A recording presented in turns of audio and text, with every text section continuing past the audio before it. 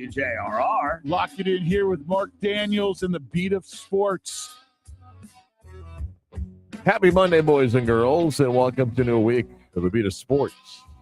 I'm Marc Daniels, back in studio. Chris Vasquez has been in studio. He's over there. How do I sound? Voice is a lot better. You didn't hear it Friday and Saturday. I did not. For baseball. Oh, my God.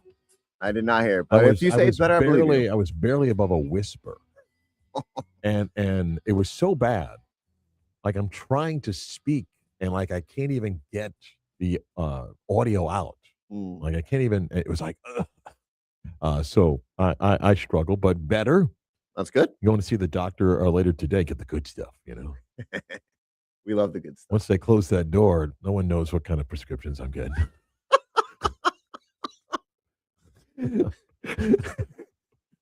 Oh. But I don't know what side I should sit on today. Because at my doctor's office, they have the sick side versus the non-sick side. You would be sick. No, I'm better.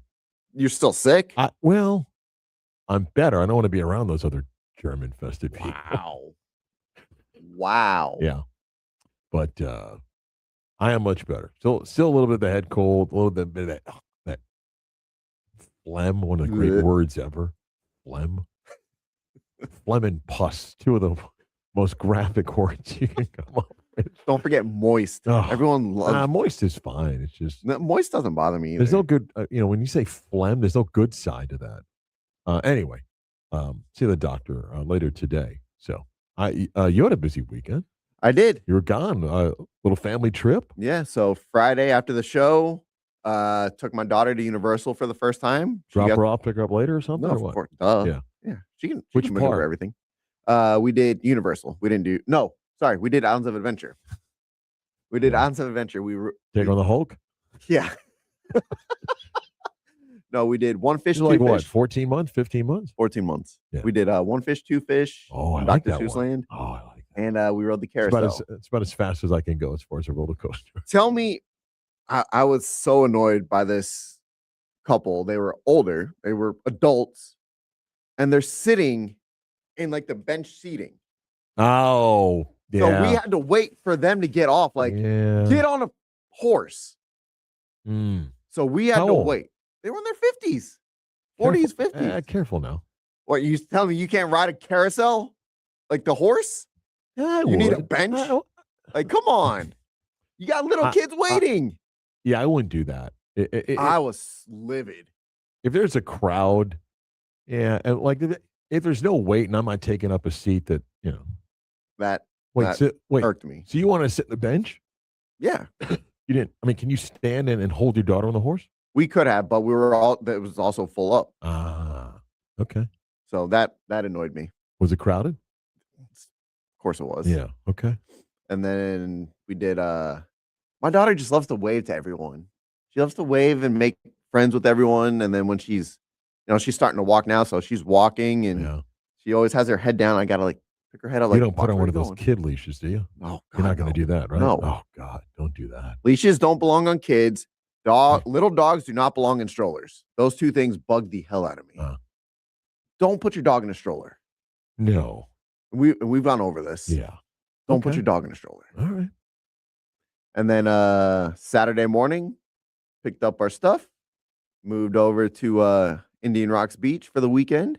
Spent some time with some family over there. Nice. Took my daughter to the beach, took her swimming in the pool. She did her first Easter egg hunt. Yeah. It was a good time. Okay. Had a good time. Good. Very hot, very sunny. Yeah. So I went 84 degrees on Saturday in Morgantown, West Virginia for the baseball game. Got to the ballpark. First pitch was at 12:05 yesterday. It was 48 degrees with a feels-like temperature of 39. Ugh. Talk about a change in weather from one day to the next. Wow. Yeah, overcast, dreary, kind of that misty rain and everything. But yes, very scary moment on Friday in the baseball game, bottom of the first inning.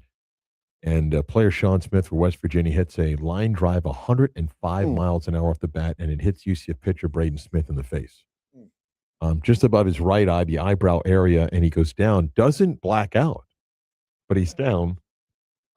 Knees up, down, blood And for about 15 minutes, he's down. And I mean, it scary. And scary in many ways, Chris. I'm sitting calling the game, and it's kind of like if you ever get in a car accident and that initial crash, to hear a ball come off the bat and then to hear a noise louder as it hits someone in the face is going to rattle you.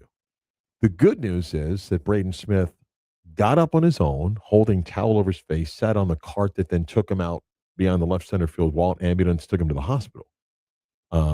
He was released, but because of the swelling and some bleeding, couldn't fly. So I believe it was his mom himself and Rich Wallace, the UCF coach, and one other person from the UCF staff drove him home from Morgantown for 12 hours. That's awesome. And got in sometime early this morning because they hit the road like at 4:30. Mm-hmm. And we then bussed to Pittsburgh and flew home last night. So the good news is that Braden is home or back home here in Orlando. He's got some things that they got to monitor and stuff like that, but it could have been a lot worse. And by the way, the West Virginia people were great. Their medical staff was great. Their fans were obviously concerned and supportive. So that was a scary moment. There's some things that are just bigger than sports. Oh, it was just a very scary moment. Oh, God. Then, unrelated, as I was Kelly and I talking about, the medium meal opportunity at Morgantown.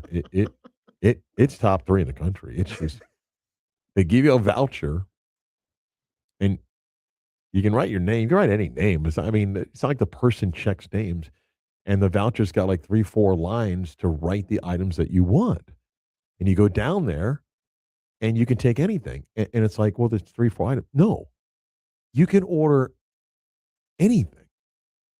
Like if you want 6 items, they don't charge you. Nice. Because I go, oh, how many items? The woman goes, as many things as you want. And I jokingly go, what if I want 8 items? She goes, which 8? I'm like, I'm not taking 8, and so forth. So, yeah. Wow. So what'd you get? Well, on Good Friday, they offered Good Friday fish and shrimp bucket with fries. And by the way, I didn't get that, but by the way, so it was like fried cod, like 6 or 7 of those nuggets, and like 10 jumbo shrimp fried. That's awesome. Now again, I wasn't paying, but it was I think that was like $14, but it was like this big basket as we went to a restaurant. I had grilled chicken, and then whatever, they had fries, they had burgers, they had chicken sandwiches, they had chicken tenders, they had a pepperoni roll, and then all the other stuff. And like, here, take as much as you want. I'm like, stop it. Like I thought about 10 couple of extra vouchers and just have my wife and I drive up there like in 2 weeks on Friday to have dinner.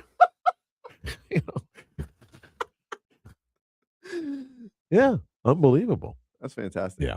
All right, we got basketball stuff to get to. The Magic had a must-win game yesterday. They did win, down 15. Made it interesting. Didn't shoot the ball well from the outside, but I think the Pelicans were reminded that you're not supposed to win. So the Magic rallied from 15 down. We'll take a look at what lies ahead because it's still possible the Magic finish in 6th away from the play-in. They could also finish 10th. We'll take a closer look at that. We got a college basketball championship coming up tonight with Michigan and UConn, where UConn's got a chance to win 3 in 4 years, which in college basketball today, I mean, come on. Wow. And then I'm going to have a little bit of a rant. Something in college basketball really ticked me off this weekend. Not because Arizona got blown out the way they did, and what a job by Michigan, but just, this storyline really ticked me off. I'm going to get to that coming up. We got some football stuff to get to as well. But first, everybody's favorite segment. It's almost like an unwritten rule that when you become a father, you become king of the bad dad jokes. What is Forrest Gump's password? 1 Forrest 1. Are you ready to laugh? We know at least one person is. Here's CV's dad joke of the day. Oh, that's so great. So this isn't a joke, but typically when I go out of town, I like to, find local breweries. I found a brewery and oyster bar. Yeah. You don't think of oysters at a brewery. Why not? I think, sure. Really? Well, I guess I think people that go to oyster bars usually enjoy oysters with a beer. Yeah, The oysters were good though. Came in from Maine. Very good. that's the joke. No, Oh. I said that wasn't the joke. Oh, I was going to say that's not a good start to the week. No. This is not Easter related, but it does have to do with the bunny. What do you call a row of rabbits hopping away? I don't know, Chris. What do you call a row of rabbits hopping away? A receding hairline.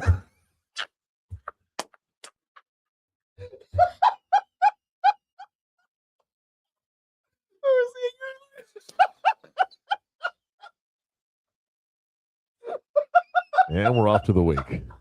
Wow.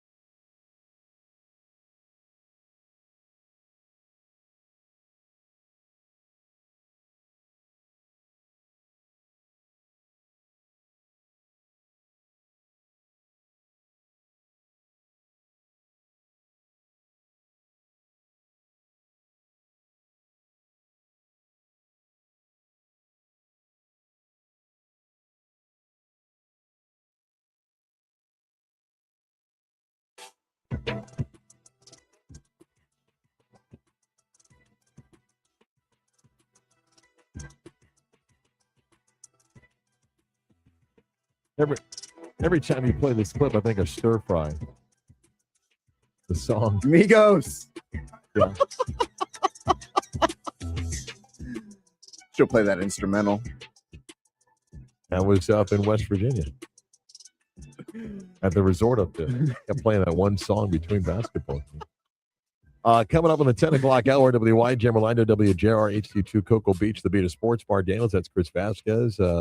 My voice is actually a lot better than it was, so bear with me. You can access our show on FM 96.9 AM 740 for listening on the iHeart app. Thank you. No matter where you're tuned in, and you can always get this in a show in podcast form by going to where you get your podcast, type in the Beat of Sports on demand, subscribe, download, listen when it's convenient for you, and you can also watch the show. Go to our Twitter handle, 96.9 Game On, or our YouTube page. Click on the logo and the live button, and you can watch the show as well. So the Magic rally from 15 down and beat New Orleans. And, Chris, I think this is a really interesting an interesting time for that group of, forget the ones that are way out there, which every fan base has. I talk about all the time. There's a group of fans of a team that are never happy. Doesn't matter what takes place. They're always miserable, want everybody fired, everybody traded. But even a passionate Magic fan is in an interesting spot. And, Chris, I'm actually going to use your team to relate. Your beloved Dallas Cowboys. Okay. Good enough to tease you, right? Good enough to tease you. Yep. Frustrate you enough to make you angry, yes. Right? Yes. Bother you by their management decisions that makes you angry about that as well, and yet you still want them to win, even though there are times that you think maybe it's best if they don't win because then you think it leads to the changes that you want. And I think as a Cowboy fan, you can relate to that over the years, right? So here's a Magic fan down the stretch of 4 games this week for the Magic. They could still finish outside the play-in. It's possible for the Magic to finish in 6th place. If you're that fan that's been so frustrated by this season, how do you approach this last week alone? Forget what may lie ahead in the postseason, which is play-in and if beyond that. Because there's a part of you that says, just get it over with. Just let the season end. If you're going to fire the coach, fire the coach. If you're going to fire the president and GM, do that, and let's move on because, again, change is optimism to people, and they want to get to that. But there's the fan in you that wants the team to win because there's that slight part of you that thinks, well, I guess if they get in and if they get out of the play-in or if they get to the 6th spot, I guess they match up well, and you'll play the game in your mind. Right. And that's where Magic fan is.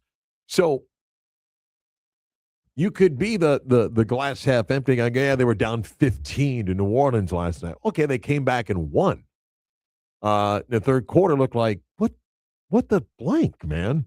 But they come back and outscore New Orleans 31-20 in the fourth quarter.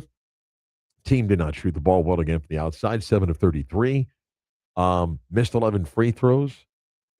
Desmond Bain had 27. Paolo had 23, along with 16 rebounds. Jalen Suggs was 4 of 19. He was terrible shooting the basketball in yesterday's game. But they won. And this is not about style points now. It is about getting wins. And today, the Magic sit in 9th place. I said Friday I thought they'd be in 8th. I thought Charlotte would have lost last night. With the Magic sit in 9th place, they're half game behind Charlotte. So again, Philadelphia is 43-35. Okay, 43-35. The Magic are 1 game back of Philadelphia. They're 1 game back. They're 3 games back of Atlanta. They're not catching Atlanta. Okay, they're 1 game back of Philadelphia. There's a big difference between obviously 6th and 9th or 10th. And I could even play the game for you that a healthy, which is a dangerous word to say about the Magic, a healthy Magic team is not an ideal matchup for the Knicks in a first-round series. But they're a game out of 6th place, and you sit and scoreboard watch. Philadelphia's tied with Toronto, who's 6 and 7. Then Charlotte, who's got 3 games left. The Magic have 4 games left. The Heat have 4 games left. The Heat are a game behind the Magic. So the Magic play tonight, and they got the Pistons tonight.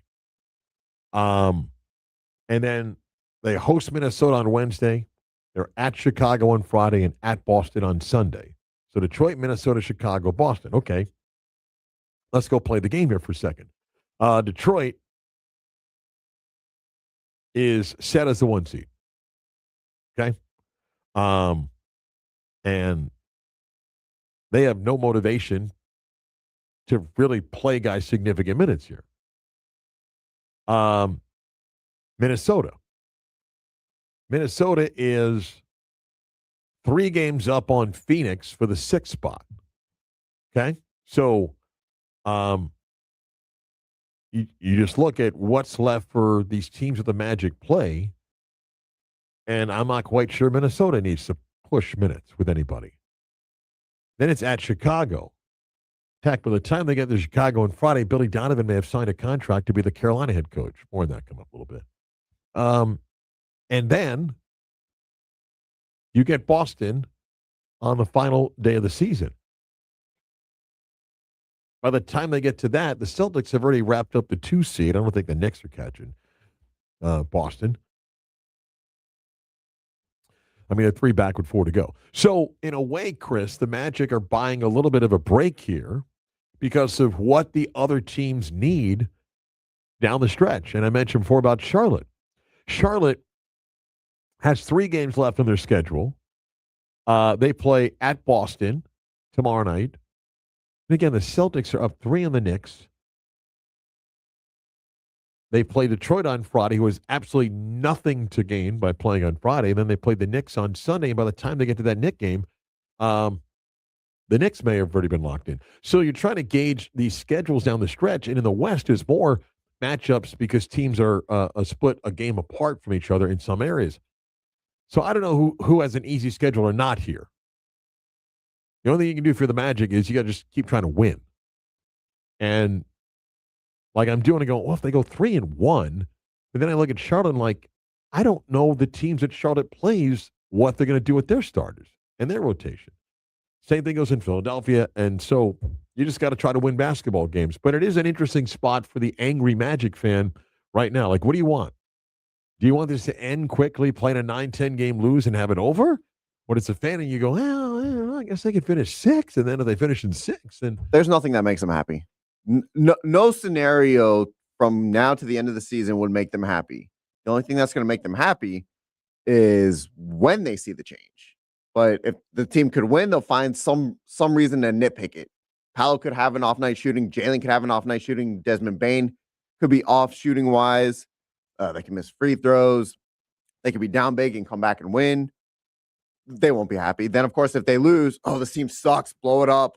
Nothing makes them happy. One thing about all 82 games matters that there's enough games recently of the Magic, the game against Toronto, the game against Atlanta, where the Magic are going to miss a key seed by 1 game. It's just how this is going to work.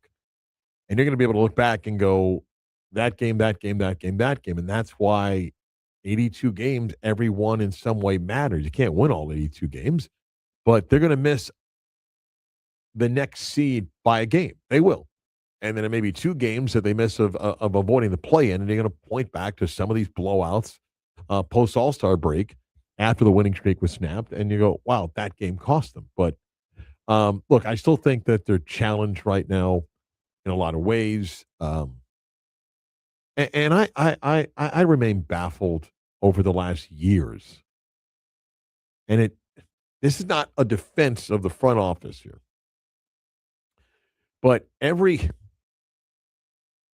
off season, the last few years, the teams try to make a deal in some form, trade or free agency, in doing what? Finding a shooter to make the team a better shooting team. And they still can't do it. Still can't do it. And last night, again, they survived and beat New Orleans on a night that they didn't shoot the 3 ball well. But Detroit tonight and the Pistons have nothing at stake. They've already clinched the East. So Cade Cunningham is still out. So if you're the Magic, you got to win. Got to win. Because, again, you could still finish outside the play-in which may upset some people that want bad things to happen because they like to live in a miserable world. And you think, well, if they lose. So there's that group that's out there. Magic and Pistons tonight. We got the game for you right here on this station. 42-36, 4 games left. Hornets have 3. Everybody else around them has 4 games. Can still finish as low as 10th and can still finish in 6th. I don't think they're catching Atlanta. That's what's at stake next several days.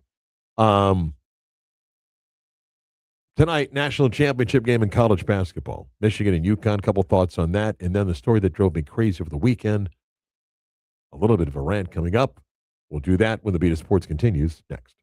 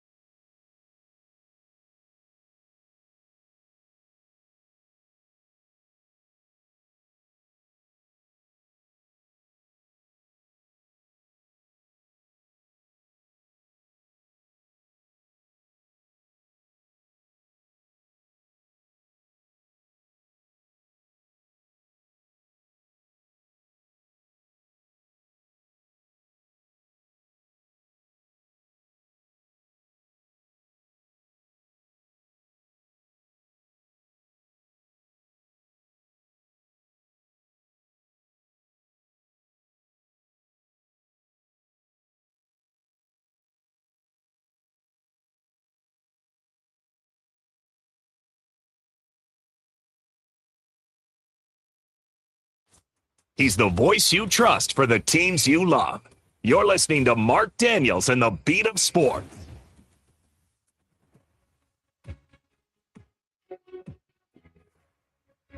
Tonight, national championship in college basketball for the men. Yesterday, UCLA won the women's title with a blowout win against South Carolina. But the men tonight, Michigan plays UConn. Chris, I asked Kelly this. I'll ask you this. UConn wins tonight, 3 titles in 4 years. We call it a dynasty, don't we? Even though they don't have returning players. That's a dynasty, though, no? Well, I'm asking you. I'd call it a dynasty. Yeah? Yeah. 3 and 4 years. Yeah, I think dynasties in college sports had to be viewed differently because of the roster turnover these days versus in a pro sport where you're likely to have players that have been involved in all 3 titles, or 3 and 4 years. But I mean, any debate, and I don't even know where that would come from about does UConn belong, in a blue blood category? The answer is yes. The critics would say, well, no, I'm talking about, being dominant for decades and their run started in the 90s. Like, yeah. And over the course of the last 30 years, no one's been as dominant as the UConn brand. So if they win 3 and 4, I mean, Dan Hurley's earned his place. And how long does this dominance need to go on for? How many decades before they're considered a blue blood? Well, to me, they already are. There's nothing left to prove to me. The Hurley thing is interesting, and I want to get to my college basketball rant in a second. And I guess I can find the clip, but he was asked by Jeff Goodman about the North Carolina job, and then he goes, "Look, I'm a UConn guy. I don't want a contract more than 5 years." And he did say, he goes, maybe someday the NBA. I don't think you drop that. Plus, go the route that he did, coming so close to taking the Laker job, unless that actually is on your list of things to do. And maybe winning a 3rd title in 4 years pushes him closer to something like that? Or what's that? Okay, go ahead and play that clip.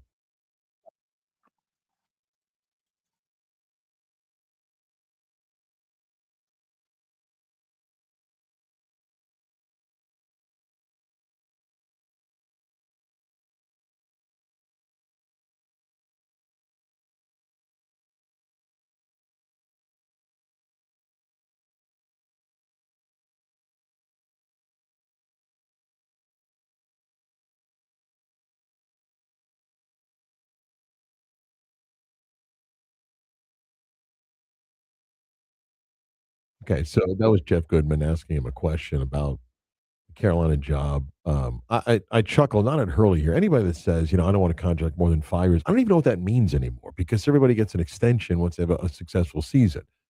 But anyway, I think tonight's championship game can be a really good game. I mean, I got both games wrong on Saturday. I could not believe the way Michigan absolutely destroyed Arizona. Just annihilate in everything Arizona's good at. They were more physical.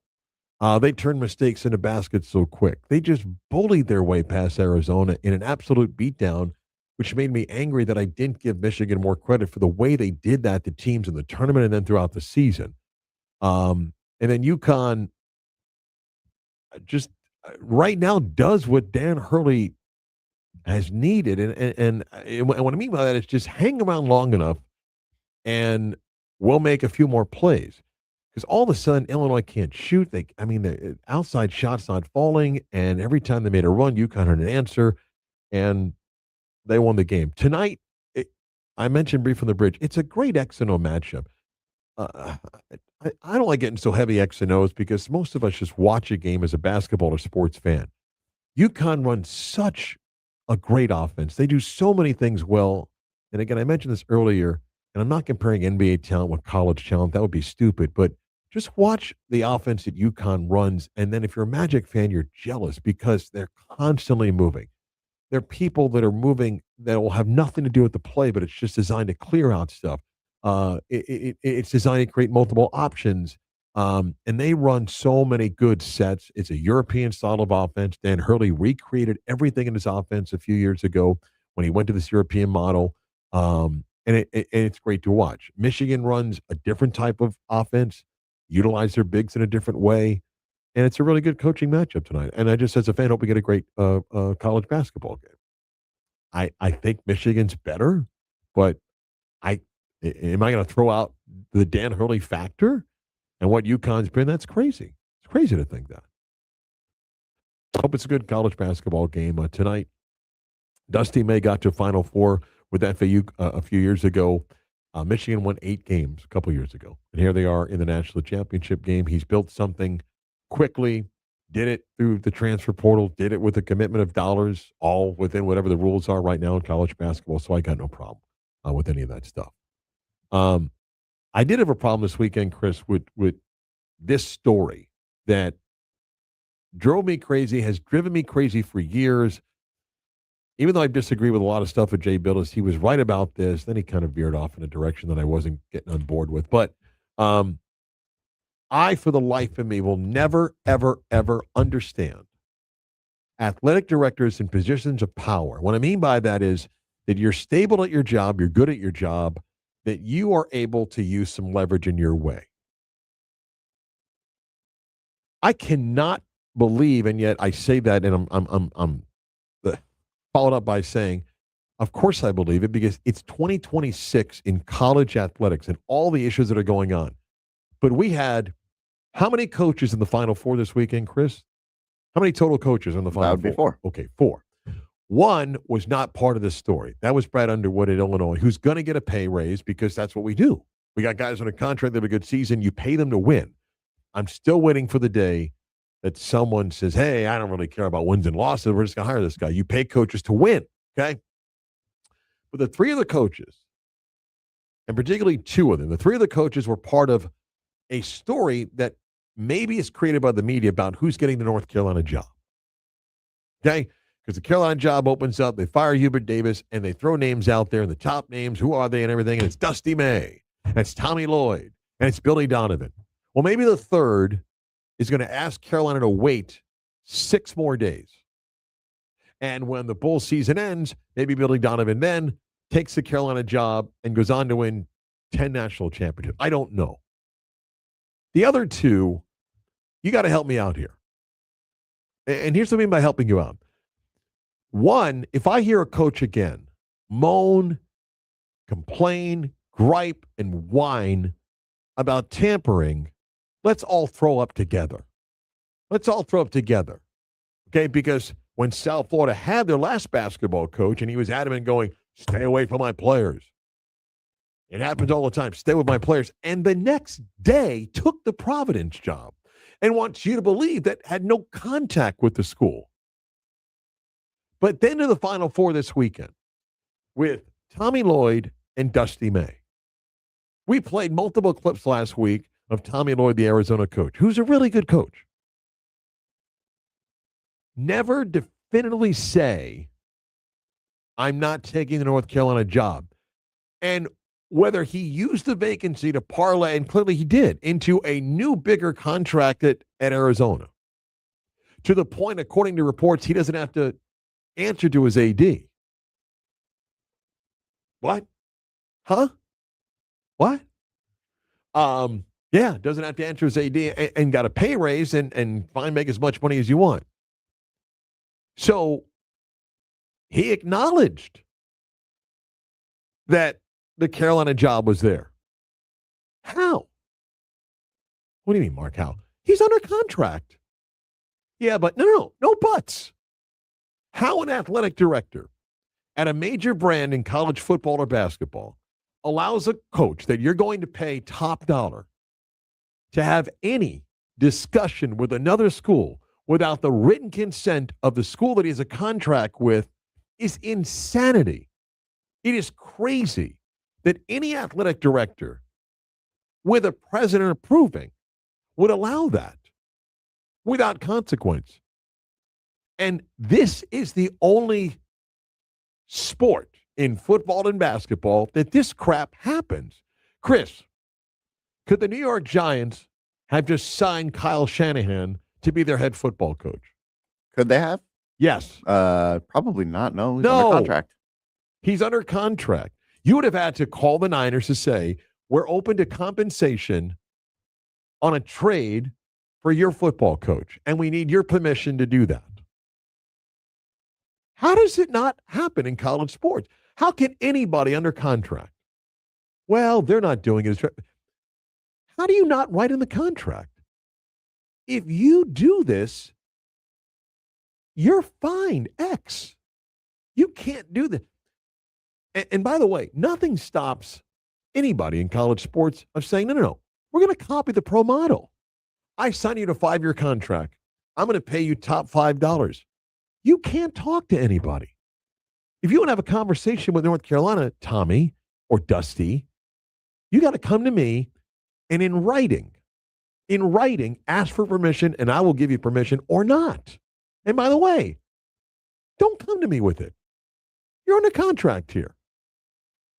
And to say, well, these coaches didn't want to distract them. They both acknowledged that Carolina reached out and had discussion.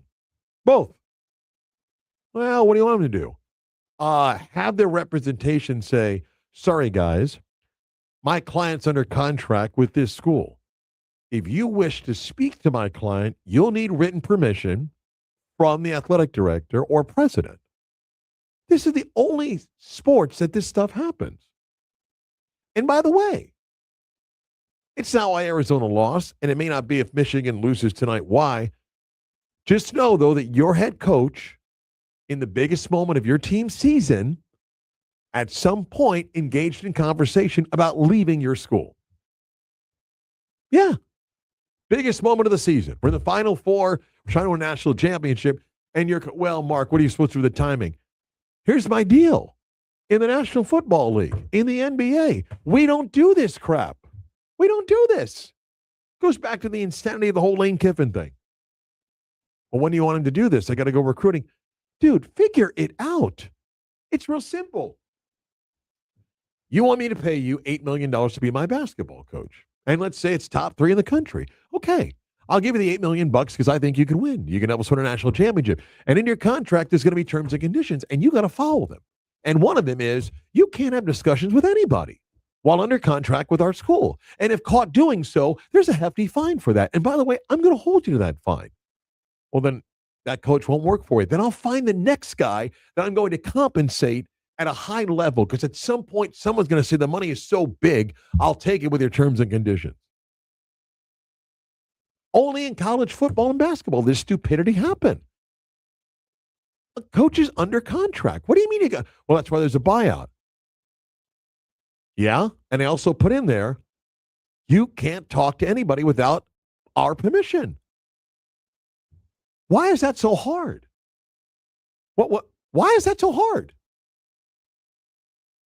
Well, the coach won't agree. I'll fine the next person. I'll pay top dollar.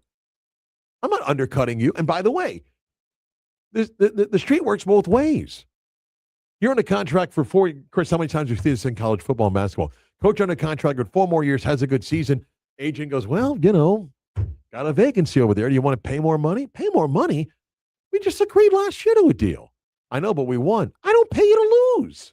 What are you talking about? Right?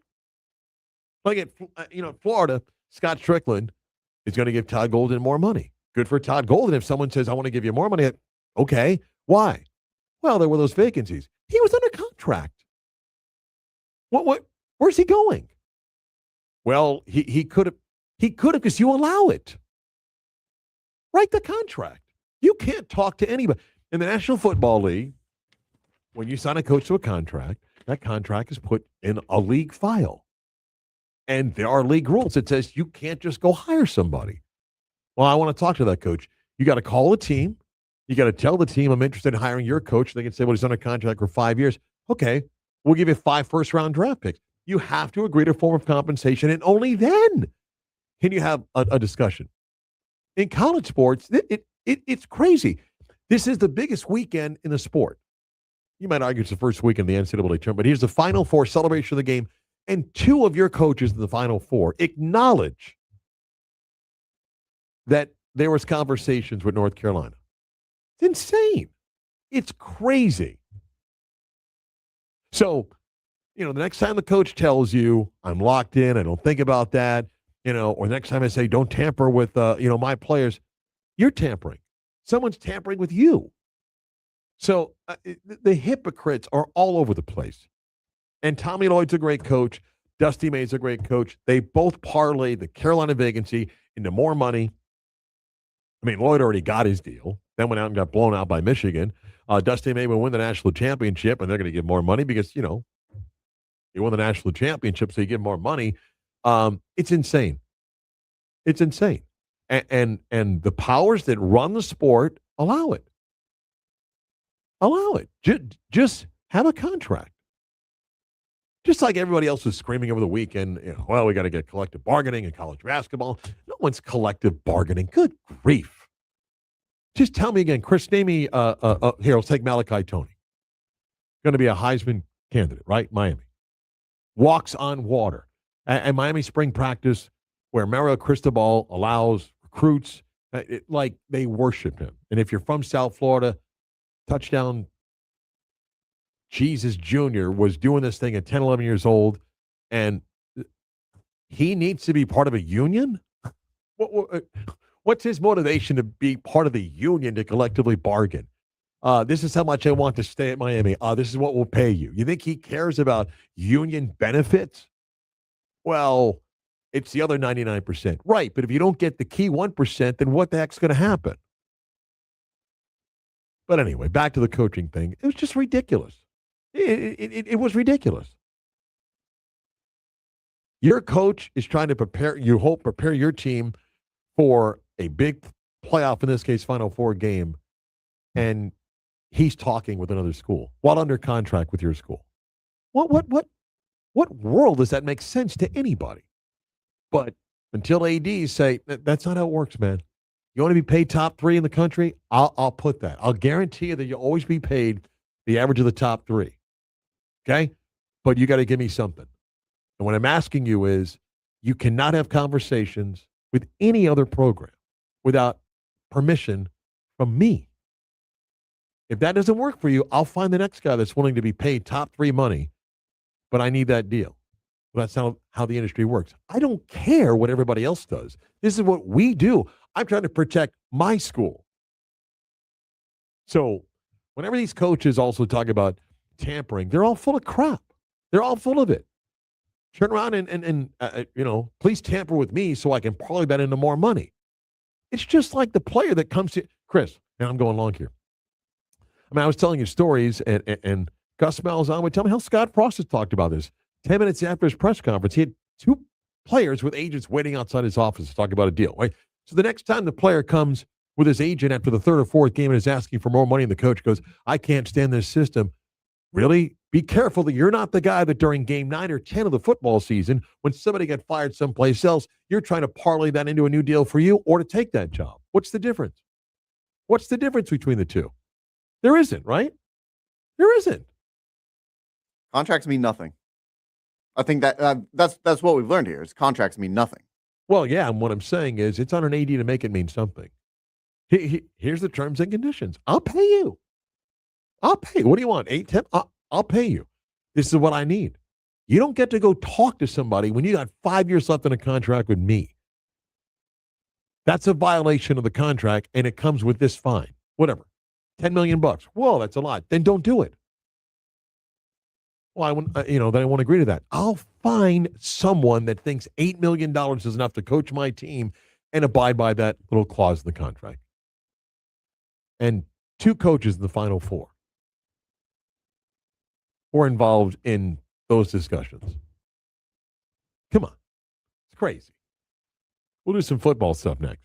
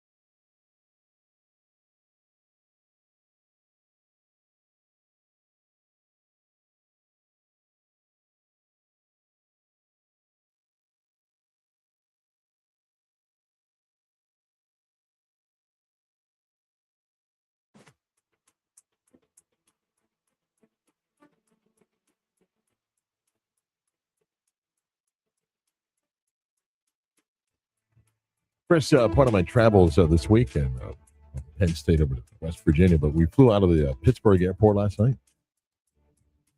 And people, get inside an airport, and like a theme park you were at, your common sense is left either home or just outside because you're like, you know what? $6 for a bottle of soda seems like a pretty good deal. Right? And then people sometimes act like, wow, they've got a Shake Shack in the airport? Yeah. I think a burger and fries and a shake for $28 seems like a pretty good deal. Where do I sign up?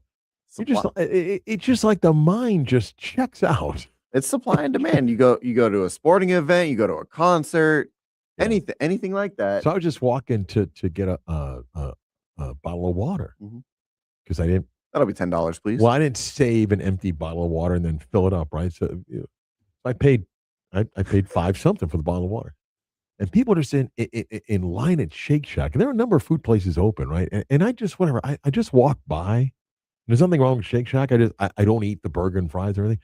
And I just looked up, and like a lot of our guys in the baseball team were getting burger, fries, and a shake. And I started looking at them. I'm adding. I'm like, it's like $30, like $30. A hamburger and fries and a shake and everything. Yeah. It's like $30. Well, it's amazing to me. Like you mentioned, a bottle of water. All we're doing is paying for plastic. Like anywhere water is free, yet we spend the money on plastic. Yeah. I don't want to do a little football stuff here. You can watch your live stream at 96 in the game. Orlando, our YouTube page. Click on the logo and the live button. You can watch the stream. You can access it also on Twitter at 96 on Game On. And we'll do a little show within the show come up a little bit. But we're a couple of weeks of the draft. Chris goes, where are we watching the draft together? Yeah, we're watching the draft together, are we not? Actually, I would love to, Chris. But I would love to. But there's a but here. Where's there a but? I just said I would love to watch the draft with you. Do not get my hopes up. I would love to watch the draft with you. But I fly to Salt Lake City. There it is. I fly out that Thursday. I mean, otherwise, I'd be locked in with you. You had to get my hopes up. I'd be locked in with you. There's always a but. Can I play something of the 2007 NFL draft? Did you just go 2007? As opposed to 2007? I did. Yeah. Yes, 2007. Here's 2007. Can I play you Mel Kiper Jr.? Oh, boy. And by the way, not that Mel needs to be 100%. Here's Mel, and what bothers Chris about Mel is Shedeur Sanders coming out in that draft? Well, Chris is upset because Mel thinks the Browns don't need a quarterback if they got Shedeur Sanders. That drives Chris crazy, but I want to play this for you. This is Mel Kiper in 2007 on Jamarcus Russell. Certainly John Elway-like, Burt Jones-like, and I think when you look at Jamarcus Russell, the improvement he made throughout his career, it's unbelievable to go from where he was early on to where he was this past season as a junior. 28 touchdown passes, only 8 picks. Decision-making improvement was phenomenal. And then you look at the imposing size. You talk about recognition when you drop back in that pocket. This guy is not a scrambler. This guy is a pocket passer. And the window there, I think, narrower at times. I think it has expanded because of the skill of their wide receivers, and that concerns some people in the NFL that, hey, he had guys running wide open, but when he did have that narrow window, he was able to deliver the football. Mobility is not ever going to be Vince Young, but he can sidestep defenders, shrug them off in the pocket with all that strength, and pick up a first down when need be. Keep those chains moving. You look at 6'5", 260. All right, there's Mel on Jamarcus Russell. Can't get them all right. Do you want to guess Jamarcus Russell's record as a starting quarterback? 25 games. 25 games? Yeah. Let's go 4-21. He was 7-18. But he could throw the ball 70 yards from his knees. 18 touchdowns, 23 picks. In the 2008 season, he started 15 games, 5-10, 54% completion percentage through 13 touchdowns and 8 interceptions. Jamarcus Russell was out of the NFL before the end of his third year. Can't get them all right, Can't get them all right. I don't want to play something else. this got a little bit of a viral buzz. And maybe I'm either overthinking this, overreading it, or I'm missing something. Okay, the audio's not great. You probably saw this clip. This is Troy Aikman explaining why the Dolphins were smart to hire him. Okay? Here's Aikman. This is on a Cowboy podcast. And here's Aikman on why the Dolphins made the right move in hiring him. I don't know. I think the Dolphins were wise in understanding my relationships around the league and knowing that I have information that they don't have or can't get. And I think they were smart in taking advantage of that, whether it was through me or through somebody else. The Cowboys have never elected to do that, at least with me. You know, maybe they have with others, but no, I don't feel there's a conflict. But I will say I'm pulling for the Dolphins, and I know that because now I have something at stake, and I think they hired two really talented, wonderful people, and I think that's going to prove itself out. Now, 26 is going to be a tough season because of the cap that took a big hit when they got 2 ago, but. Time will tell, but yeah, I'm pulling for them. I want to see them do well because I feel like my fingerprints are on it as well. You want to take a stab at it? I mean, am I overreading something here? I guess what he's saying is, hey, I talk to NFL teams during the season all the time. Mm-hmm. And therefore they're tapping into my knowledge of what other teams are doing? Or what? Again, am I missing something here? I don't know what he's trying to get at. I love Troy. Loved him love him as a broadcaster. Loved him obviously and by as the a way, Cowboys quarterback. Context matters. That question again, a Dallas-based podcast was about: did the Cowboys ever reach out to you about a similar position before? Mm-hmm. Okay, so and I get the question. It's a fair question, but what is Miami tapping into? Yeah, I don't know what he's bringing that makes him stand out, that gives the Dolphins an inside, I guess, information. That's what I'm asking. Am I missing something? Am I overthinking this or what? What magic elixir? Like, because this isn't the first year. He's been doing this now for a couple years at least. But it's not okay. First off, it's not that he doesn't know football. I'm not questioning that. When Troy Aikman goes to do a game with Joe Buck on a Monday night, and they're likely getting in town Saturday, what? He'll sit down with coach, coordinators, and players, and they're talking about the game, and they can BS about anything else. What other insight is he learning about that the Dolphins like? Whoa, I didn't know that. Wow, okay. I don't know. Like I've seen this, and good for Troy for being able to, I guess, parlay his knowledge into something, but I don't know what he's really bringing to the Dolphins. And again, he's been doing this now for a couple years. No. No, he wasn't. He was doing this last year. For the Dolphins? Yeah. Go look that up.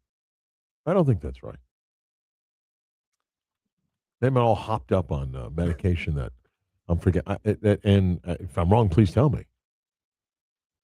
Dolphins hired Troy Aikman. I don't think it was last year. Okay, so it was since January 26th. Aha! Yeah. But I don't know what he's bringing. I just want to play the beginning again. I don't know. I think the Dolphins were wise in understanding my relationships around the league and knowing that I have information that they don't have. So is that like what other teams think of the Dolphins? What other teams think of, for example, top coordinators? What other teams think of certain players and other teams?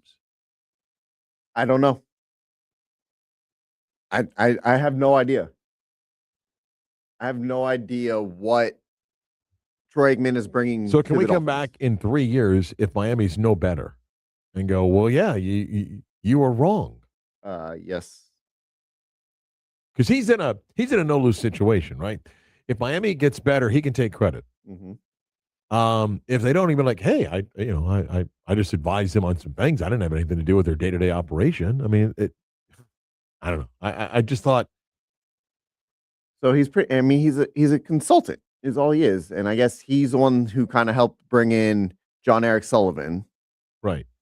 Now he also says he doesn't see a conflict. Do you?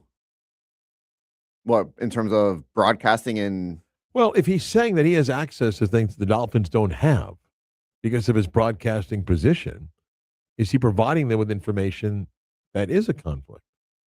then it's starting to sound like then we're going to be entering Tom Brady territory. Well, I mean, we talked about that this year. I'm just saying, like, he mentioned that for a reason. Like, I don't see it as a conflict, and I don't expect the guy doing the interview to push back. But what if the question was, why is it not a conflict? If you're using your position at ESPN for these interviews that are supposedly some on the record, a lot of it's off the record, and taking that information back. And I don't know if teams now say, hey, let's not be as open with Troy Aikman because of his, maybe a couple teams do, but I think just like Brady, I think it's a valid point to go, there may be a little bit of a conflict here. I would think so. Yeah. I also think what Aikman's doing is he's taking a dig at Jerry Jones. Of course. Like, I'm right here. Call me all you want. I'll be happy to be involved. I just don't know what Troy Aikman's going to bring to the table that other coaches aren't, I guess. Like, what is he bringing to the table? Well, I think what he believes he's bringing to the table is his knowledge of the National Football League and the people that he talks to and the access to learning about coaches and players and all that. And I'm not saying he doesn't have some information, but I'm not quite sure that he's got the magic elixir to fix everything in Miami. I mean, as much as I criticize Jerry, and I'm rocking the fire Jerry had today, I would assume Jerry Jones is pretty locked into what's going on around the NFL. Right. But here's something else that we also need to know, and I say this all the time. Like if the Magic are going to make a change at head coach and a change to the president and GM, people will be ecstatic because any change is good. It doesn't mean it's the right change, meaning they could also hire the wrong people that stink. And just because the Dolphins have a new, quote, regime doesn't mean in 3 years they're like, well, what the hell's going on here? They're not guaranteed to win. Right? I think we all know that this is like a stepping stone. This isn't going to be the regime that turns things around in Miami. They're going to be used as scapegoats. Hold on. I'm going to push back on that. Who thinks that? You don't think so? You think John Eric Sullivan and you think Jeff Hafley are going to be here when the Dolphins turn things around? No. Do you believe that Stephen Ross hired them to be transition people? Yes. Oh, no, I do not for 1 second believe that. No. There's no way there's no way that this is going to get turned around in 2-3 years. Chris, what ownership goes, just hire me a couple of guys that are going to be my fall guys? For example, when the Magic made a change at GM,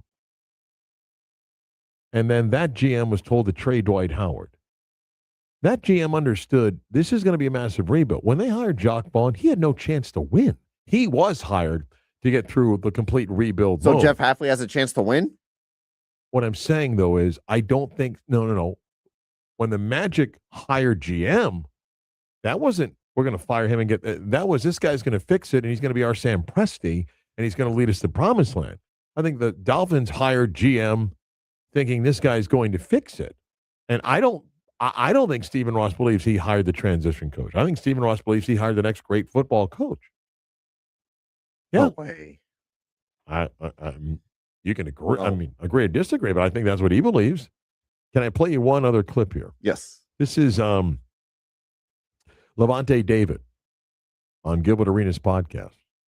I can't really hang my hat on what exactly happened. A lot of injuries, the main thing, and defensively, we just had a lot of moving parts, and we just wasn't on the same page together as a unit like we always used to be. When you have that going on, and then offense depending on you and things like that, everything just going to spiral out of control. What I loved about it, though, like as a team, even though we going through all that, we still was trying to fight and figure out a way how to win these games. We didn't do what we were supposed to do. I mean, you see Bowles in some clips, he going off, and you never see him go off. It was a shock for us. It felt like we let him down as a player.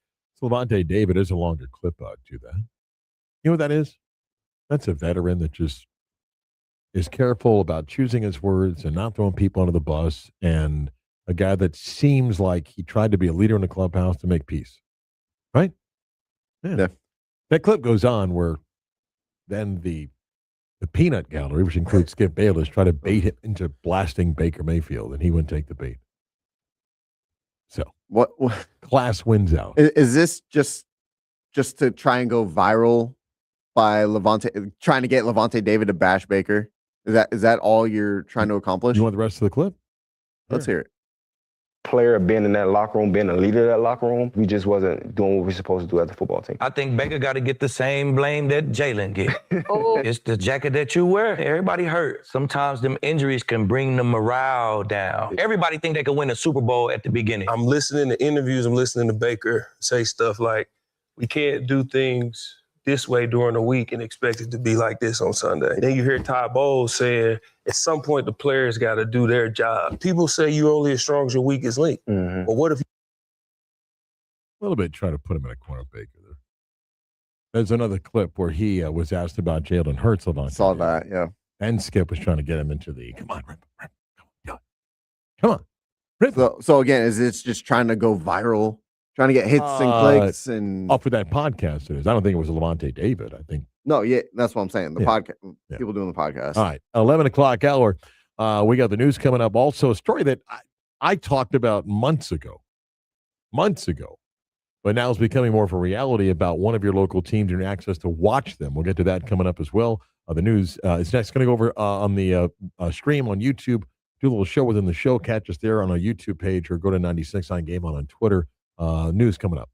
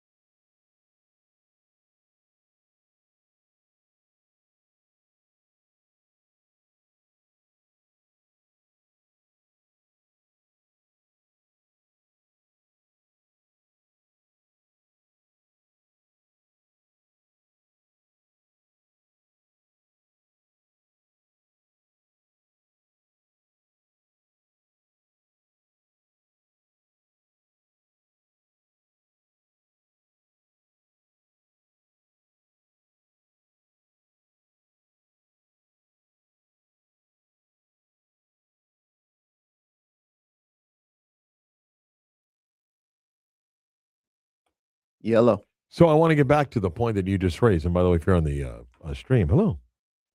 I'm only wearing, by the way, I don't need to wear my sweatshirt.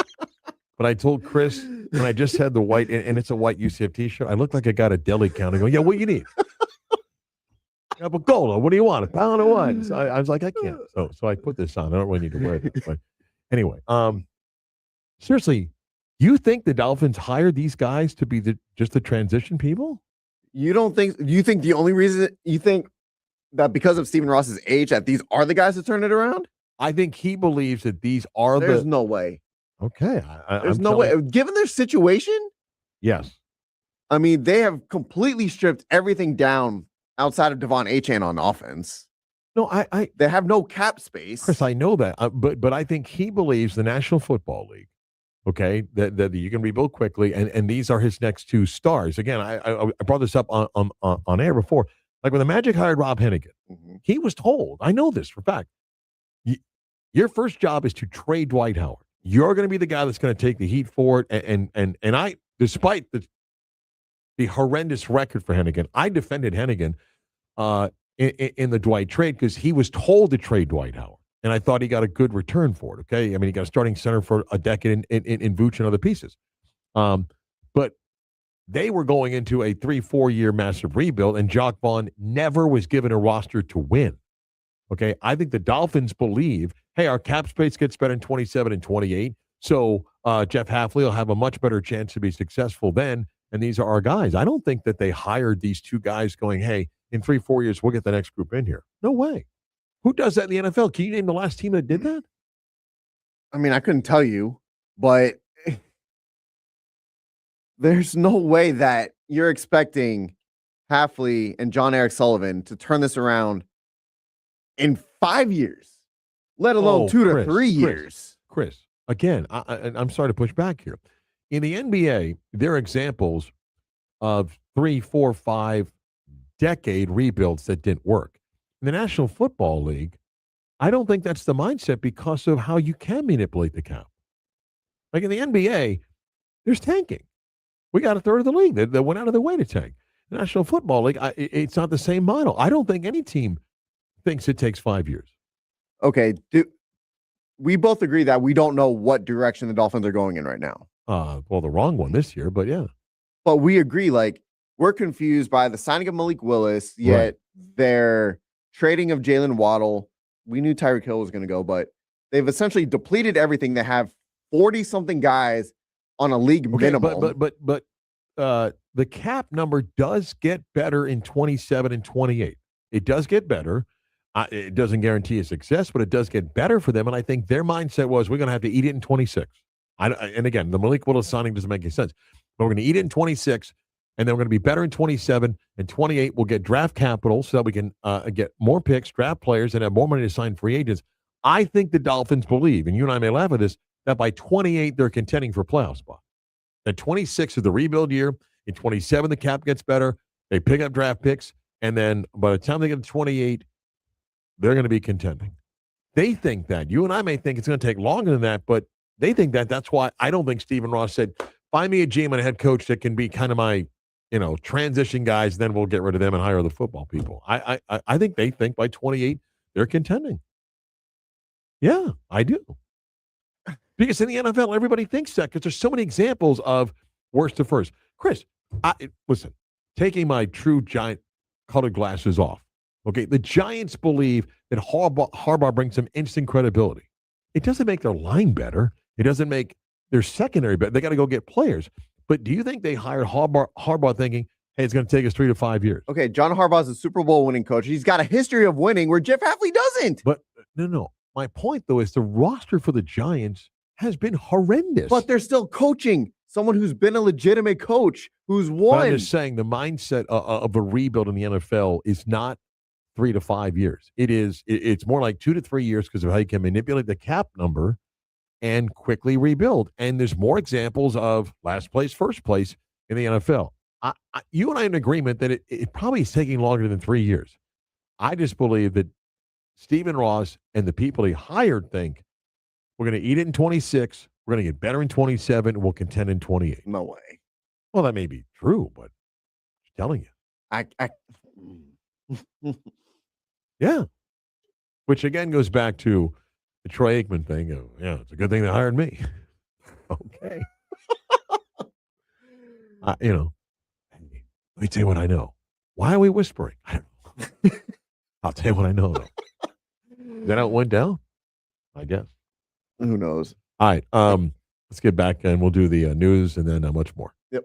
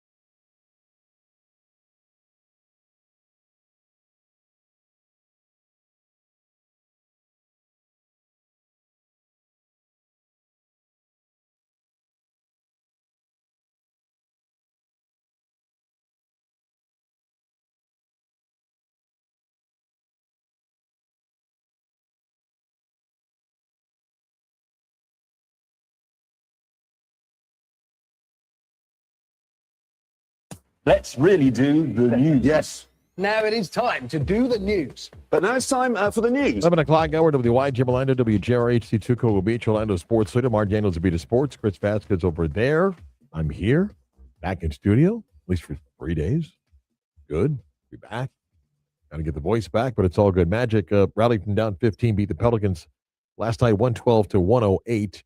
Didn't shoot the 3-ball well, but managed to get the win. 4 games left for Orlando, and the race in the East could still finish as high as 6th.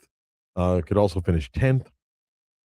And we'll play the Pistons tonight, part of the 4-game final week of the season for the Magic. 45 for Cooper Flag last night as the Mavericks beat the Lakers, 134-128. Wins national championship in college basketball goes to UCLA. They blew out South Carolina 79-51. The men's national championship is tonight.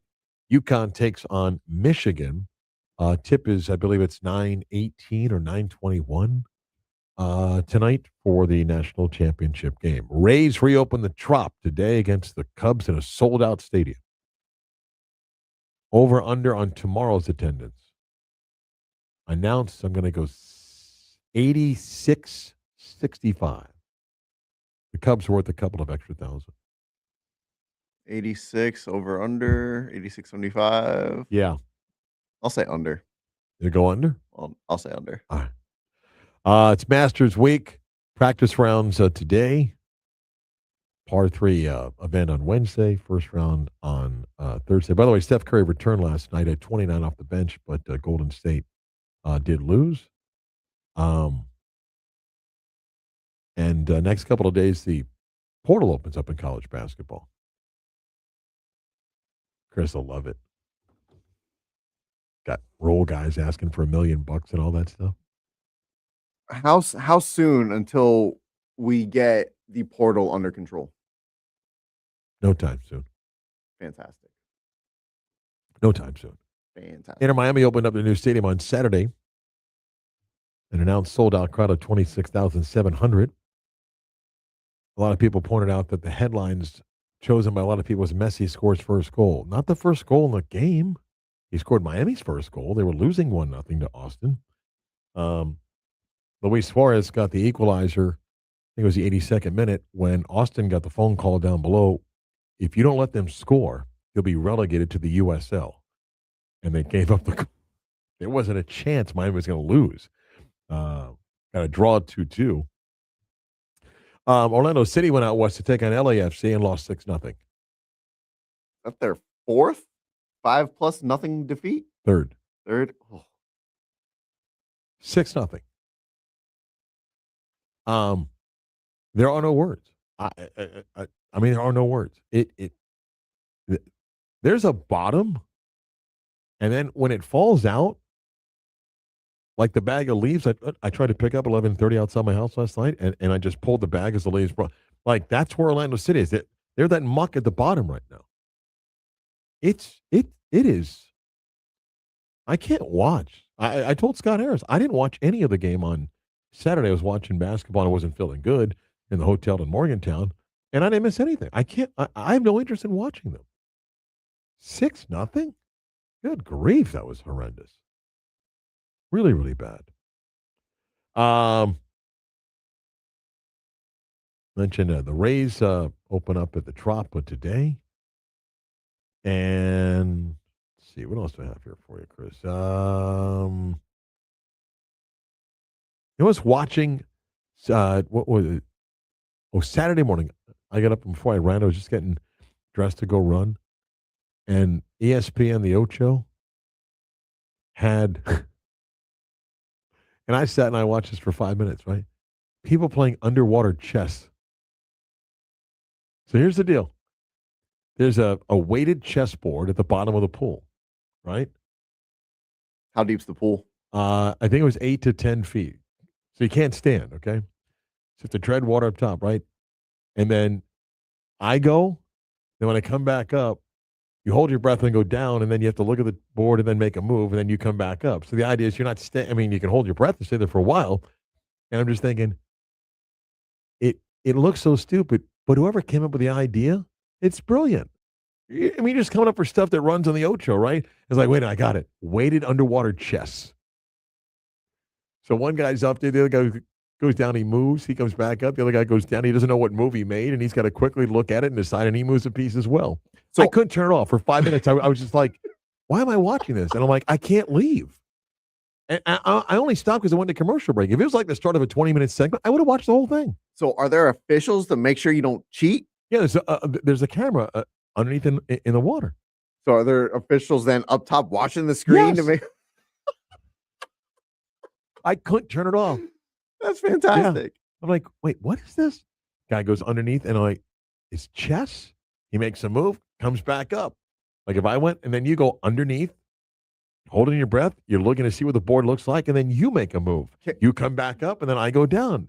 Next time we do a show within the show, can we just come up with ESPN, the Ocho Sports, like beer goggle darts? Yeah, let the audience suggest whatever. That would be fantastic. Yeah, we'll see what food Chris eats this week. There is someone. You want to bet? By the way, someone did comment on the stream. Daniels, the next time you make CV eat something he hates, you should give him $1 lottery scratch off. I'm down with that. You know where that's from? Mm-mm. That person was listening to UCF baseball this weekend. So we were up in West Virginia. By the way, great crowd. They had like almost 4,000 Friday, 3,500 on Saturday. It was colder and with the Easter holiday, not as many people yesterday. So the state lottery in West Virginia runs a contest.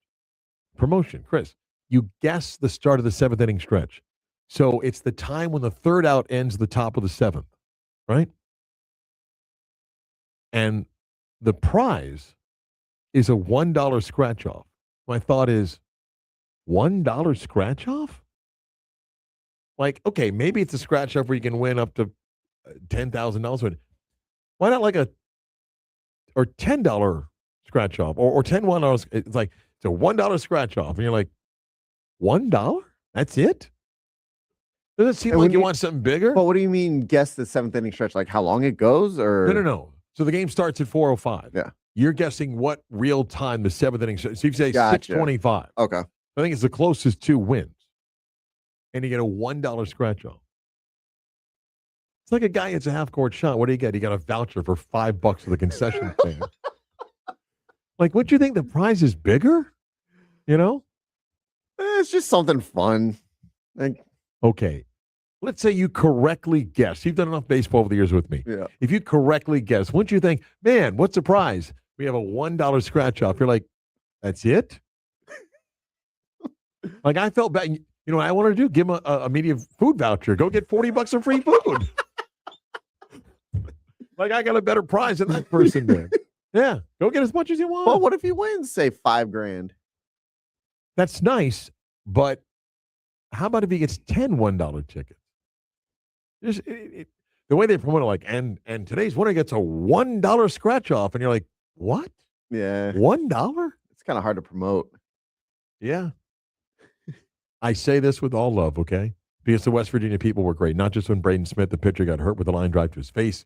But I had never called a win in Morgantown in football, basketball, baseball, winless until this weekend. Nice. And after they win, they play country roads. Mm-hmm. And just when I'm in Morgantown with a losing team, I can't stand that song. Okay? Can't stand it. If I'm driving on a country road, you can crank it up and I'll sing along with you. Okay? But after they win, and Saturday when they rallied down 10-2 to win 11-10 with a walk-off, can't stand it. Take me home. Yeah.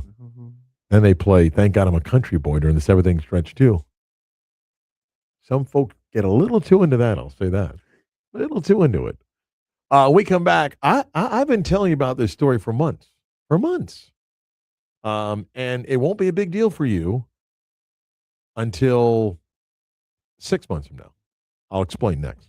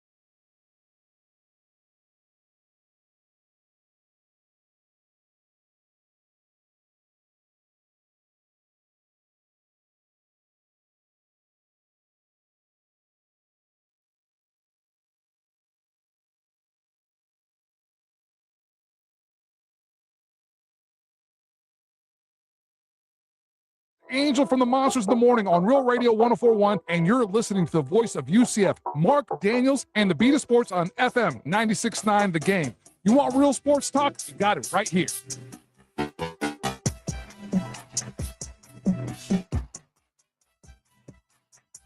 Couple of hours from now, Chris, you know what's going to be going down?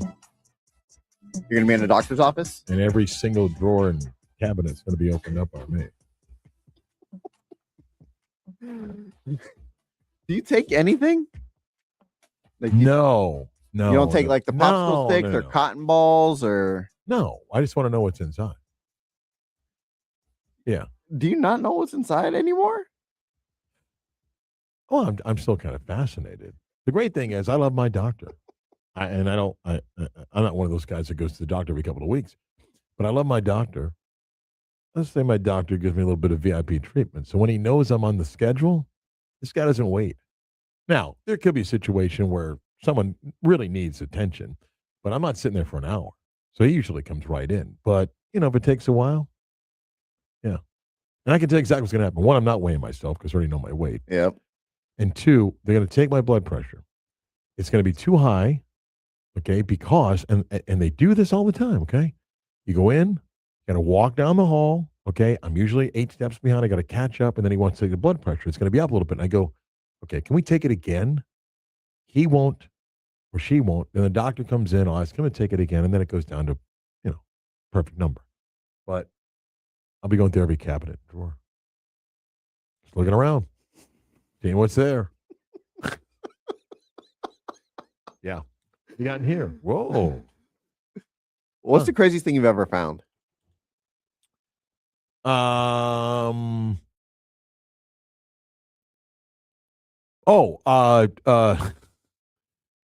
In my one of my specialist office, because when you get to my age, you get a bunch of IST. They kept the printer paper in one of the cabinets in there. I'm like, why? They're like stacked like 8 reams of paper. Yeah, okay, one of those. So, yeah. By the way, college baseball polls out. UCF ranked as high as 12th in both D1 baseball and ESPN's baseball polls. So, nice. And mentioned Rich Wallace, the UCF coach. He drove home injured pitcher Braden Smith and I believe Braden's mom after Braden took that line drive just above his right eye to the face from Friday's game. Wasn't able to fly home because of some swelling and bleeding. So drove home, and Rich made the 12-hour drive from Morgantown home. I've talked about this for a while. Chris, you've been here long enough that you remember. The end of the regional sports networks are happening before our eyes, and FanDuel and all the other names that it's been, from Fox Sports and going way back to Sunshine Network and Sun Sports and all the other names, wasn't it Bally for a period of time? So they're going away.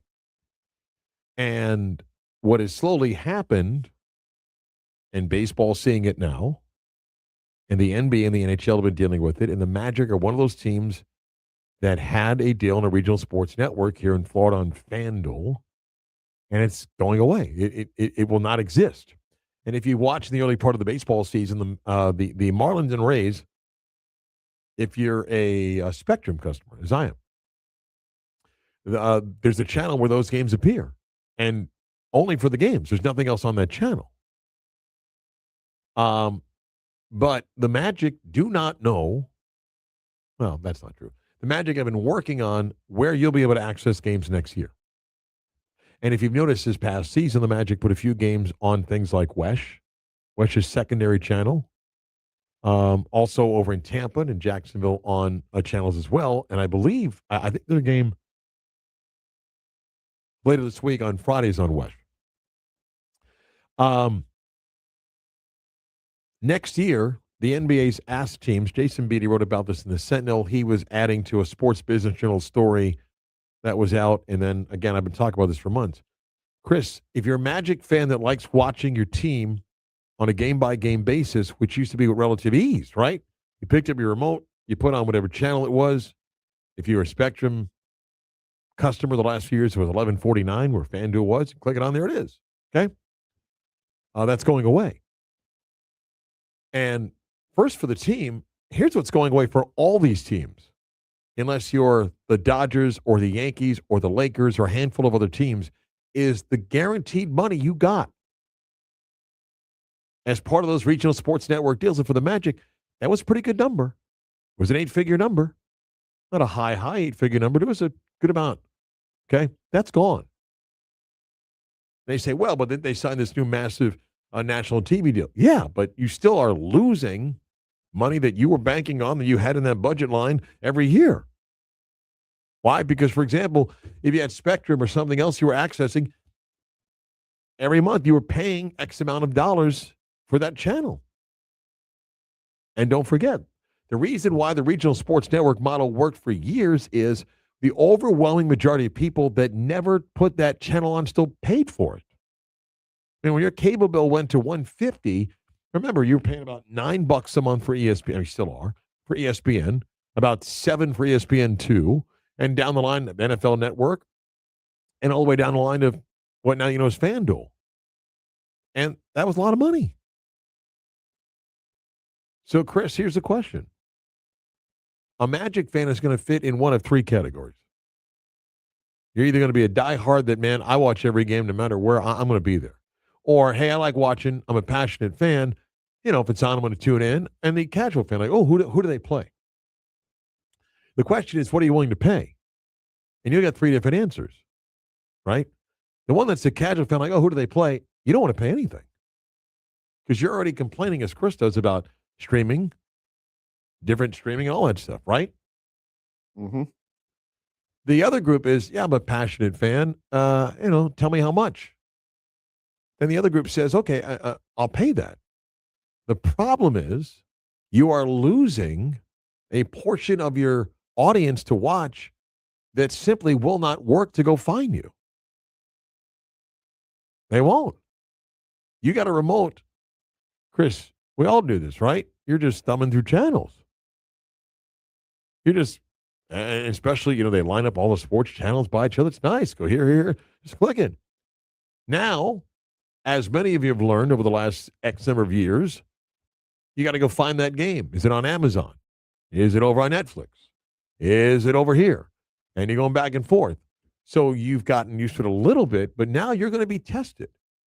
And the NBA wants the Magic to sign a 1-year deal. And this is my guess, my prediction today in early April, is that next year the Magic will sign a deal with a number of TV stations. Let's say WESH and the secondary channel that WESH uses to carry, I'm going to guess, 18 to 20 games next year.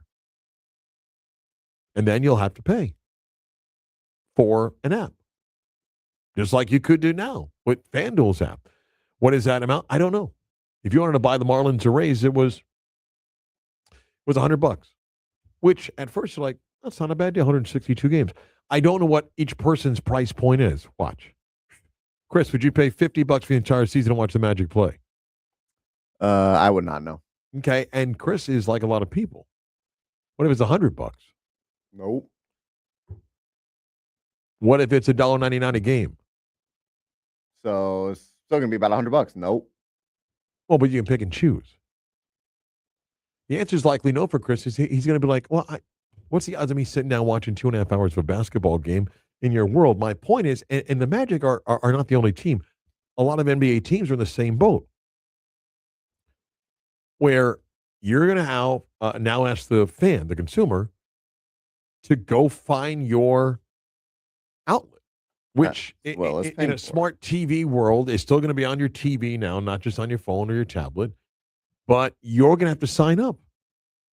And that's the challenge. And then the NBA wants in the 27-28 year, not 26-27, 27-28 year, they want a national platform where you're going to their platform to get your team, but still paying X amount of dollars. Of course. And there'll be different plans. Hey, sign up now, get a discounted deal for the entire season. Oh, you want the entire package? We'll pay this. And they'll probably offer you a game basis of paying X amount of dollars. And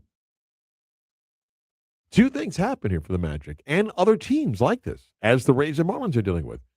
You lose that casual fan because you got to work to go find that game.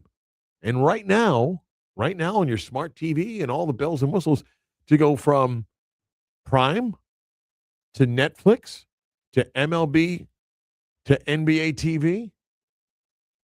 It's not click, click, click, right? The loop, sign in. So they're going to lose casual fans. And if the team doesn't win, guess what happens?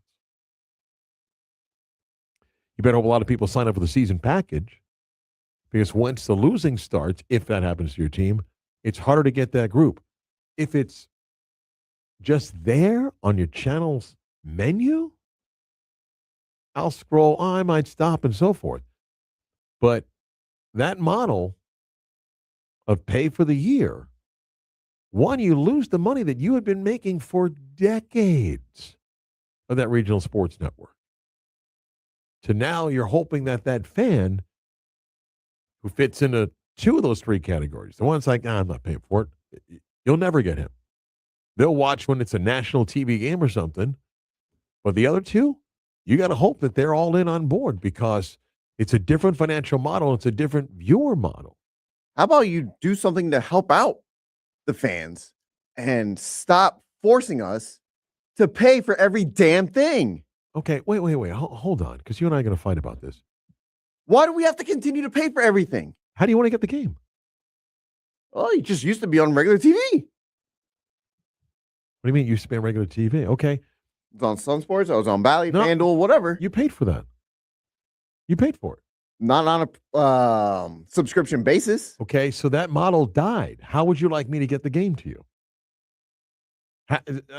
I'm being serious here. How do you want me to get the game to you now? Because the outlet that we used for 30 plus years no longer is an option. How would you like me to get the game Make to it you? an option. Figure something out. Why did I did figure it out, and here's how I figured it out. This is the model. By making us pay more money, as always.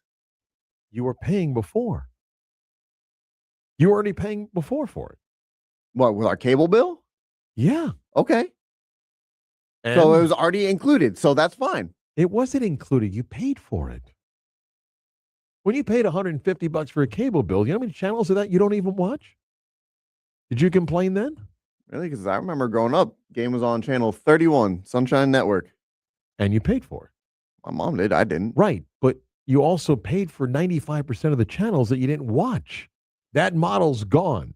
So how do I get you the game? I can't just say, here it is. You have to go get it. You say you want it for free. You never got it for free. And you say, well, over the air, meaning if I put it on WESH, well, how are you going to access WESH? How do you access your local TV channels? I don't have TV. All I have is Netflix and HBO. Okay. But for And those Prime. that for those that like have YouTube TV to get local channels, okay? Or I still have Spectrum along with my smart TV option. I'm paying for access to that. You may not like the model, and this model is going to test the patience and the pocket of a consumer. I'm just telling you what I told you months ago, that this was going to happen. The Magic are going to lose dollars that they've been making for decades because the regional sports network model is going away. The NBA wants to make its customers go, hey, it's a one-stop shop. You come to our portal and you pick the package you want. You want to have access to all the games? Here's how you do it. Here's what the cost is. You want to buy your team? Here's what it is. I'm going to guess they're going to have a per game package as well. It's up to you to decide. I'm just telling you that's the future. You may not like it, but that's how you're going to have to access the game. They're losing revenue. They're losing audience size if the team doesn't win. And the consumer has to now work to, one, find it, and then figure out the price point that you're comfortable with. Yeah. That's just where we're at. But your idea of, well, just give it to me for free. When's the last time you got it for free? How many people do you know have the old rabbit ears antenna to access local channels? Nobody does. Then you're all paying for it. I mean, you've been doing it for years. I love when that guy goes on picking on Chris. Like, well, I got it for free. How? Well, on cable. You did pay for that. No, I didn't. It was just right there. Well, how do you think you got your channels? Sorry. We paid a cable bill. My bad. Yeah. Yeah, you paid a cable bill. And I remember this number vividly. the percentage of channels that a person watched of their total channel availability during the 90s and early 2000s was what? I remember this number engraved in my head. Of all the channels you got, what was the percentage of channels that you watched? I'd say not even 25%. It was less than 10% of the channels, and you paid for the others. You just didn't understand how the model was because your bill didn't say what you're paying for each channel on a monthly basis. And for decades, people never questioned it until somebody goes, what the hell am I paying for? And I was like, well, I'd rather pay a la carte. No, you didn't. Because if you did a la carte, you would have paid 3 times as much. So, again, I think next year the Magic will cut a deal. My guess is they'll have maybe 20, 25, 30 games in a deal with Wesh, either on their main channel or secondary channel, and then you'll have to pay. And the question is, how much do you want to pay? And then in 2 years, when the NBA owns it all, which is what Major League Baseball is doing now, get all the rights except for the Yankees and Dodgers and Red Sox and the Cubs, the few teams that it still works, and make you go stop and shop at their place, which Chris won't. Nope. Back with more of the Beat of Sports next.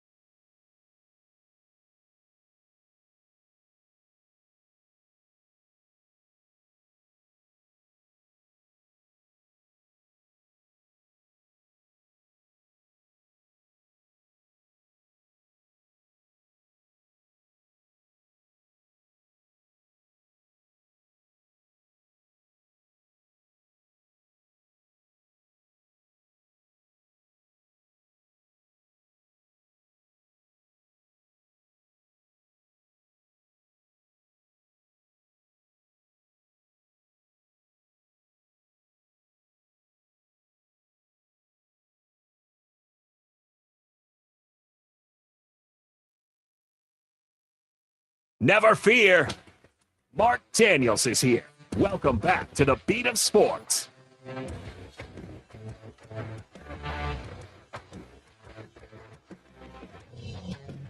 Magic on action tonight against the Pistons, who have nothing to play for down the stretch. They clinch the top seed in the East. Magic can finish as high as 6th, as low as 10th, so they got a lot to play for. The Pistons don't really have much to play for other than good bodies healthy, and who knows when Cade Cunningham is going to return for Orlando. I really ticked Chris off with the whole streaming For thing. Detroit. For Detroit, rather. I'm sorry. I really ticked off Chris on the whole streaming thing. He's angry. Consumer always gets screwed, no matter what. Consumer always gets screwed, Mark. Consumer doesn't always get screwed. Yes, they do. Change is difficult for a lot of people. No, we get screwed. Pay more for this. Pay more for this. Pay more for that. Oh, you can get this, but if you want that, you got to pay more for that. Why do you pay for what you have now? Pretty much forced. If I don't pay for what I have, if I don't pay for what I have now, then there's no TV. Ultimately, you make the decision as to what you want to buy, right? Mm-hmm. Okay. On Friday, all blank went down in college sports briefly when, and this isn't a political moment, so don't freak out. When President Trump put out an executive order on college athletics. And just a quick reminder, okay?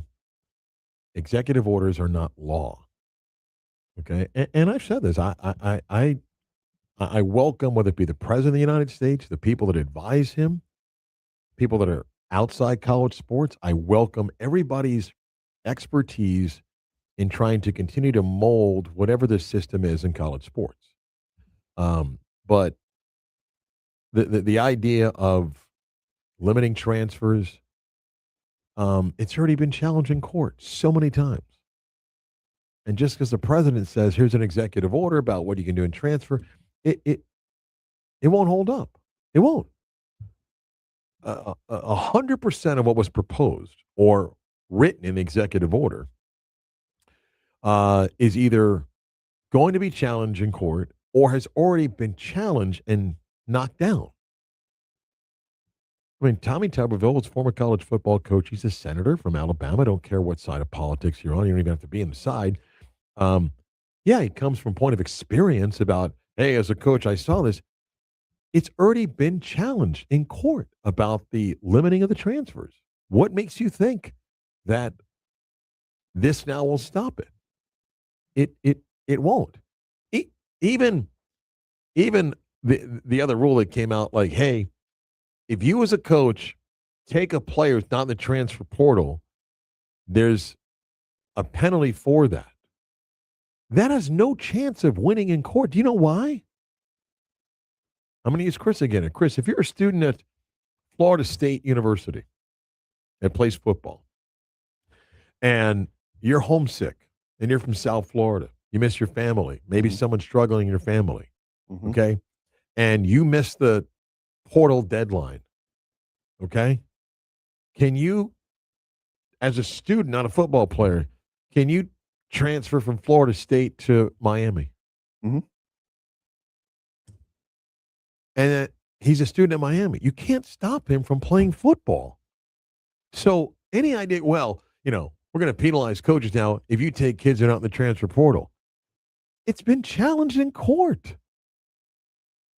I don't profess to know the solution to everything, and I welcome ideas. But people started running around, and by the way, the executive order doesn't take place until August, but it doesn't create law.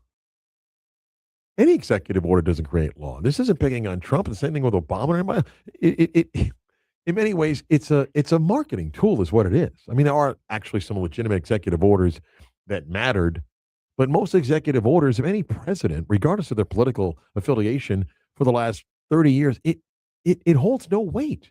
There's no law connected to it.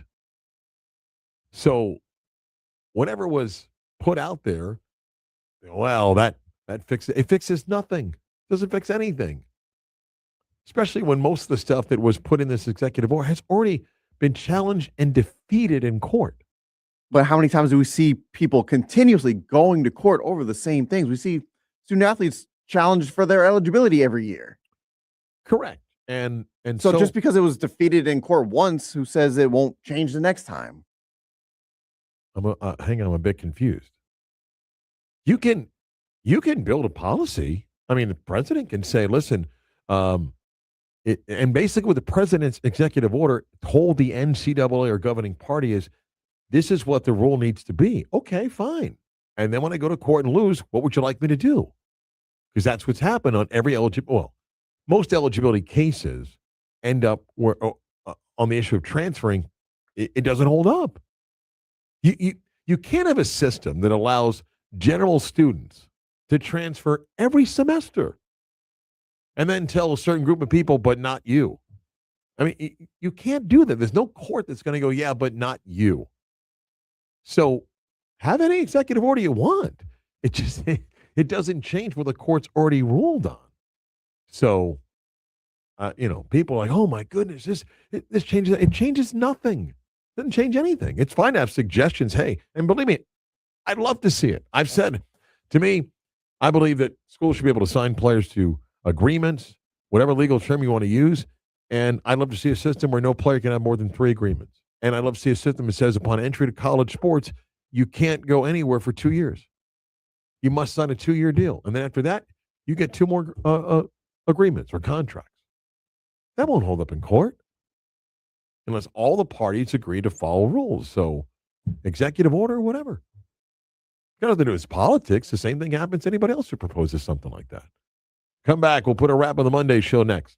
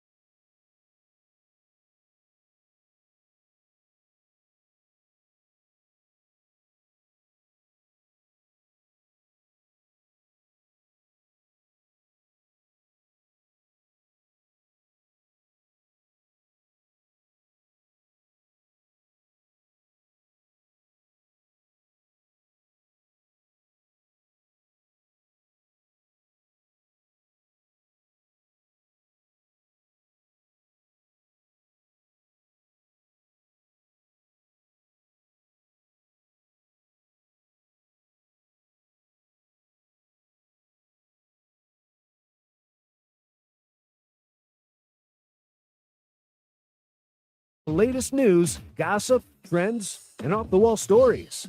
Trends. That's the craziest thing I ever heard. Chris, I want to play something for you before we get out of here. Okay. Tonight, the NCAA championship game will take place. Michigan and UConn will do battle. Tonight marks the 30th year that the broadcast will end with one shining moment. In 1987, 30 tournaments ago, was the first time that CBS did a one shining moment. And tonight, you'll hear this at the end of the broadcast. The ball is there you are. You're running for your life. You're a shooting star and all the years. No one knows just how hard you worked, but now it shows. David Barrett wrote this song. I've done this story on History Lesson a couple of times. In 1986, CBS was going to use it on Super Bowl 21, never did. It's become a staple now to end the coverage of the NCAA tournament. And by the way, if it ever changes broadcast partner, as long as it's the NCAA tournament, if you take the rights, you got to end the broadcast. Nice. Every team that made the tournament gets at least a quick highlight in there. So even UCF tonight will have a moment where some players going to have a moment during one shining moment. That's cool. Yeah. So that'll be tonight. We'll talk about the championship game tomorrow. Matt Michelle's weekly college football, basketball visit with us. Look forward to talking with Matt on the mark, off the mark, and a whole bunch of other things coming up on the program. Anything you got today, Chris? What am I doing today? No, just gonna go hang out with baby girl. Need any Q-tips, cotton swabs, hand gloves? Gonna be the doctor in a little bit. Could always use some extra Q-tips. I'll send you a picture from inside the waiting room. You know what I want to see? What's that? Not necessarily the number on it, but I want to see you on a scale. I don't weigh myself there. I know, but I want to see it. But I don't weigh myself there. You mean my scale at home? No, I want to see you on a scale at the doctor's office. I never weigh myself there. I know my weight. I told you, within like 0.3 pounds. But I still want to see it. Today it's like 171.4. That's it for today. Miss any of the program, go where you get your favorite podcast. Type in the Beat of Sports on demand for the entire show. When you're there, subscribe, download, listen, convenient for you. Catch the video anytime you want. Go to our YouTube page, 96 of the Game Orlando. Click on the logo, the live button. You can watch the show anytime. Always access it on Twitter at 96.9 Game On. Chris produced. I'm Marc Daniels. We'll see you tomorrow for the Tuesday edition of the Beat of Sports.